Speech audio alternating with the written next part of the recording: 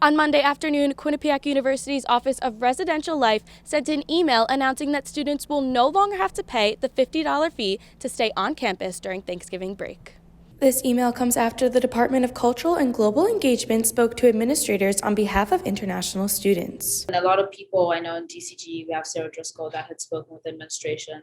I'm glad that they took it on board. They acted pretty swiftly. John Morgan sent a statement saying, quote, "After receiving student feedback, the decision was made to not charge students to stay in university-owned housing during Thanksgiving break." The International Student Association also sent an open letter to administrators.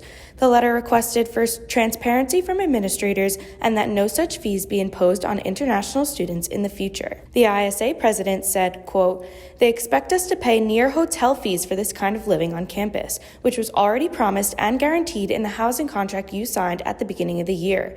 So the letter, even in itself, came to life out of response to that and a lot of other intent issues that we were having with the administration, end quote. Chief Experience Officer Tom Ellett replied to the letter, apologizing for not initially including the club's opinions and suggestions. Ellett also added that he thought this policy was, quote, "historical in nature," end quote. However, fourth-year international student athlete Alester Magalit says this policy didn't exist in the years prior that he's been here. I didn't have to pay anything. I was allowed to stay, basically. All I had to do was just submit an application saying that since I'm an international student, it's impossible for me to, fly back to my own country because it's not practical.